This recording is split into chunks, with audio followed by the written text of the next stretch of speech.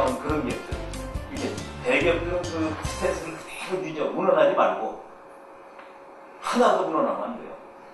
삼성이 그 페이스 그대로 지키고 요새처럼 좀 불안한 구석이 좀 보이잖아요. 그리고 현대자동차가 어렵사리 지금 저렇게 자율적인데 중국이 무섭게 추세요. 또 조선산업 부동의 1등을 10년 전 일겨왔는데 작년에 2등 뺏겼다가 다시 2등짜. 물러나면 안 됩니다. 그 스탠스 그대로 하면서 그 밑에 있는 중소 중견기업들이 바로 얘기한 히든챔프. 또 다른 말로 요새 MB는 스몰자이언트라고. 그래서 얼마 전에 스몰자이언트를 대기업들 초대하고 이후에 글로벌 강국기업을 대기업체를 했는데 인천에서는 저하고 모임하고 초대받았습니다. 그 자리에서 제가 이야기 그렇습니다. 제가 글로벌 강국에 대해 작년에 지정을 받았는데 특별한 경영력이 있는 것도 아니고 개성에서 사업을 하다 보니까 경쟁력이 있어서 수출 신장 더 올 수 있습니다. 저희. 기계를 더 놓아주고 옆에 저희가 제2공장 4,600개 건물을 지어서 지금 저희는 주문을 다 쏘면서 이게 되고 있습니다. 가동률이 뭐 80%가 90% 아니고 2개월 되니까 200%인데 200%라는 말은 밥 먹는 시간, 뭐 교대하는 시간이니까 180% 가동률입니다. 그만큼 개성단은 글로벌 강소기업 히든 챔피언의 탄생의 최적입니다.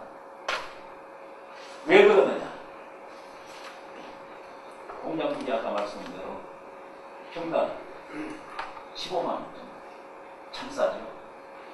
아마 남한의 20분지 남한 평균입니다. 우리가 한 300만 원. 뭐 인천, 뭐 서울 이런 지방은 더 비싸지만 저 아래는 좀 싼 데도 있지만 또 뭐 중간 지역인 저기 비교해서 인천은 450만 원 되지 500만 원이니까 30분이 일어나는 거야겠죠. 30분이면 대단한 저렴한 공장 부지가 아닙니다. 미국은 아까 말씀드렸죠. 더 중요한 것은 이것까지는 아시는데 개성공단의 참 경쟁력은 여기에서 오는 겁니다. 역설적인 얘기입니다만 자유가 있기 때문에 이직률이 없어요. 그리고 속성사는 거. 얼마 전에 제가 금년에 EU 상공회의사에서 그분들이 개성공단에 살고 싶기 때문에 제가 조찬회에서 설명을 했습니다. 아까도 인터시에서 영어로 했습니다. 제가 이건 조금 봅니다. 거기에서 그분들이 이런 얘기를 했을 때 제일 좋은 것은 뭐 이런 것은 뭐 중국 어디 저 오지 들어가면 이런 땅이 있어요. 베트남은 조금 비싸지만 하노이나 사이곤은 좀 꾸준히 시는 그랬지만 안쪽은 땅이 있습니다. 그리고 월급도 그런 데 있어요. 제일 장점이 이겁니다. 이중이랬다. 중국은 지금 충전 때문에 30% 이상이 안 돌아오죠. 그리고 우리가 20년 전에 겪었던 좀 더 나은 가령 뭐 IT 계통이든지 유통 계통이나 이런 편한대로를 이직하기 때문에 거기도 줍니다. 어제 그 같이 다녀오면서 신한 박사님이 우리 사장님 경우가 신의대에 공개한 사람이 거기도 심각한 북쪽에서 작년은 200불 주니까 강건너 이쪽으로 취업하거든요. 지금은 250%도 사람이 없답니다. 그런 데 비해서는 우리는 이런 분야보다 아직은 남북관계가 좋아지는 겁니다. 나쁘지면은 걔네들이 한번 독립을 할 수도 있어요. 3년 전에 한번 그랬잖아요. 우리가 왜 중국만 보느냐. 300군데 하나 컴택이 있는데 다른 데 처리했습니다만은 뭐니 해도 이것은 저희가 제일 장점이 있고 저희 회사가 이번에 그 외국의 인증기관으로부터 높이 평가를 받습니다. 저희는 그 개성공단에 있으면 두 가지 좀 특이한 점이 있습니다. 개성공단에 있으면서 연구소를 가지고 있고요. 거기에 20% 이상이 아까 47,000명이라고 했죠. 20% 이상이 대졸 출신입니다. 대졸 출신 중에는 김일성 대학도 많지는 않지만 적다고 있고 김책공대는 엔지니어 계통의 최고의 대학이 되었습니다. 아까워서 그 미래를 보고 여기 송도 테크노파크하고 연계해서 연구를 걔네들 2D, 3D 설계 같은 거 금방 배우더라고요. 잘하고 더 이상 하고 내 안타까운 것은 이쪽 연구소 기업은 저희가 전화나 그 팩스까지는 되는데 인터넷이 지금 안 돼서 도면 같은 게 송부 같은 게 좀 돼서 북측에서 이 압박하는 이유가 있죠. 야, 언젠가 지금 이제 이 중에서 우리 공장이 1, 2 공장이 1000명이 있으면 여기서 관리자도 공장장도 나오야 엔지니어도 탄생돼야 하는데 지금 같은 체제에서는 어디 되겠느냐. 빨리 인터넷 하자, 뭐 하자 이러고 있습니다. 이 식물이 없어서 수년도가 쌓여서 아주 높고 불량률을 감소하는데 큰 개를 합니다. 실컷 밝혀놨더니 뭐 안 돌아와가지고 생뚱이 갖다 놓으면 순발도 맞지 않고 그러지 않습니까? 이게 최대 단점이죠. 그리고 가동이 물론 북쪽은 노조나 NGO가 없어서 저희가 지금 이제 5년 반 됐습니다만 가동이 중단된 일이 단 하나도 없다고 그때 믿을까 보지 않아요.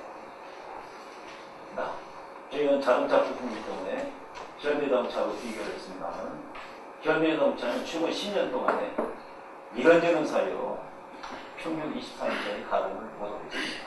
중단되죠. 지난달에는 비정규직 문제로 28일 동안을 보냈습니다만 이 가동률에 있어서 이제 이중률이 없고 가동률이 높다 하는 것은 아마 경쟁력의 최대 요인이 아닐까 생각합니다. 그리고 관세나 운송비, 우리 이것은 물론 베트남이나 중국 같은데 우리 많은 기업들이 칭따오, 거기는 뭐 별명이 제2의 대전이라고 그러잖아요. 한국 기업들이 수만 개가 가 있는데 거기에서 몇 개 업체가 다시 지금 개성단을 회귀하고 있습니다. 여기 우리 그런 사람들이 있습니다. 관세가 없죠. 중국에서 오는 것은 자동차 부품 경우에는 8% 내의 관세가 있습니다. 그리고 프레이 차지가 운송비가 오른 여기는 뭐 1시간 거리 추록 자기가 자가 운전은 한 달 동안 그만한 운송비를 차량 유지비하고 기사 월급이 뭐 운송비 전부지 않습니까? 그리고 이런 것은 좀 독특한 장점이기도 합니다. 한민족 역사문화 언어가 같기 때문에 교육 훈련이 용이하고 적용기간이 짧아서 생산성 및 품질 향상을 단기간에 이루어집니다. 이런 것들에 개성단이 가지는 경쟁력입니다.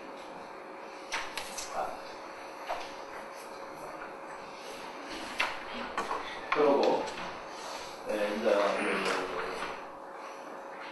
네 번째, 아까 모두의 잠깐 얘기했던 이해가 경계는 이해를 가겠는데 안보 때문에 개성단을 폐쇄한다는 얘기가 오는데 웬 반대 논리냐. 그래서 이것만은 좀 상세히 설명을 해서 다시 한번 시간을 가졌습니다.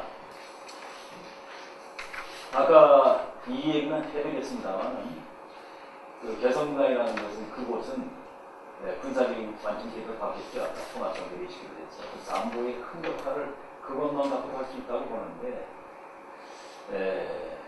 남북한 근로자들이 함께 평화 공존의 터전을 이룩할 그러한 한반도 개론의 큰 것을 한다는 위해서는 그 군사적인 의미에서 조금 얘기했어요. 이것이 안보의 소극적인 의미의 안보가 되고 더 적극적인 의미는 이것과는 다음이 더불어서 한반도 평화를 일으켜서 적이 우군이나 동맹으로 바뀌고 적대감이 서로 협조적으로 바뀐다면 그건 뭐 근본적으로 뭐 안보를 이끄는 거죠. 그리고 두 번째는 최근 5년 동안에 5년 조금 넘습니다만 남북한 근로자와 남한의 기업인 관리자들이 함께 아까 말씀대로 47,000명이 저희 거기에 이제 구경원 9,000명과 또 저희처럼 수시 방문한 사람 보면 약 1,000명 됩니다. 그 금강산에 있는 건 다르죠. 한번 잠깐 발 짚고 와서 큰 대화 없이 말도 못하게 했잖아요.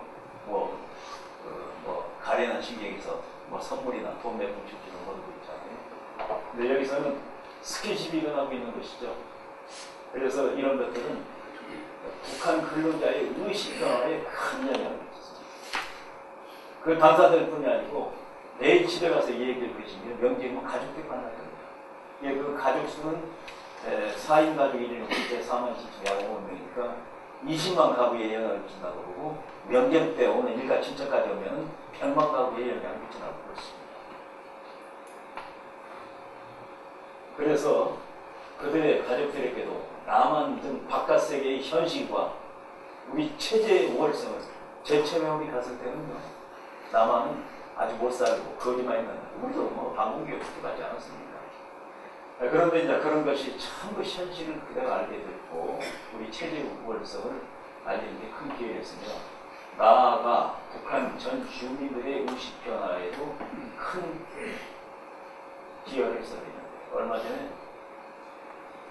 MB 대통령이 북한 주민들, 이제 통일이 멀지 않았다는 것을 기억으로 북한 주민들이 단기간 방향으로 변하고 있다 하는 것의 변화를 일으킨 것이 그 문제가 어디 같아요. 아까 금강산처럼 파란 걸 찍고는 그러면서 150불인가를 줬죠. 우리는 그 선량한 노동자들을 한 달에 우리말로 일시켜먹고 부려먹고 60인걸 주는 겁니다. 그러면 이거야말로 MB가 주장하는 상호주의에서 맞는 겁니다. 거저하는 게 아니고 그 제작진이 땀을 내놓고 그 우수한 인덕을 하고 60인걸 주는 거. 이런 게 상호주의 아닙니까? 그런데 일부 사람들은 뭐 상호주의 아니고 퍼주기의 한 남한의 대북 사업이 대부분 퍼주기인 게 맞습니다. 이건 여기에 없는 얘기입니다만 여기에 퍼주기 얘기 한번 재단을 했어요. 지난번 강의 때 봤더니 그분이 평양에서 하신 분이 우리는 퍼주는 것보다도 퍼받는다고 했던가요? 근데 저희는 퍼온다고 봅니다. 조금 퍼주고 많이 퍼온다. 그럼 61불 주고 그 한 사람이 가지고 있는 한 달 동안의 생산거나 그런 부분에 있어 수출이나 경제성장 기여도를 보세요. 그래서 우리는 퍼주기를 말해서 차별할 수 있다. 그게 대북 사업이 대부분이 퍼주기라는 얘기가 틀린 얘기가 않습니다. 우리가 그간에 쌀 보내줬던 거, 비를 주는 거, 또 연탄화 주는 거, 또 뭐 인천시가 지난번에 어린이 빵 공장하고 뭐 염료와 의약품들 보내고 참 대가 없이 그야말로 이도적인 차원에서 주는 거니까 퍼주기라는 표현이 많은데 대북 사업 50여 가지 중에서 퍼주기 아닌 상호주의 오히려 거꾸로 생각하면 나는 개성공단만 아직까지는 북한이 손익계산하면 손해났다고 봅니다.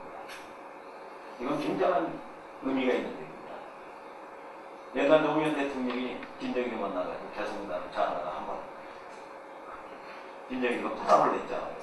자기가 얼마나 그렇게 국부가 반대를 했는데 큰 기대를 갖고 있는데 뭐 2, 3년 전에는 20, 30개 공장에서 가지고 지금이야 조금 뭐 재구실한다고 할까? 개성공단 자체로 봐서는 남북 간의 손익계산할 때 북한이 손해난다고 합니다. 그 전략적인 그 엄청난 것을 그 공장비 그 부인한 뭐 많이 받은 것도 아닌데 이게 5천만 불.